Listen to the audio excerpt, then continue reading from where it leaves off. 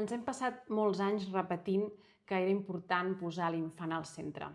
I jo penso que ens hem equivocat. Jo penso que ens hem passat de l'extrem, que volem posar l'infant al centre, hem descuidat aquell qui sosté i cuida les estructures que hi ha darrere de l'aprenentatge.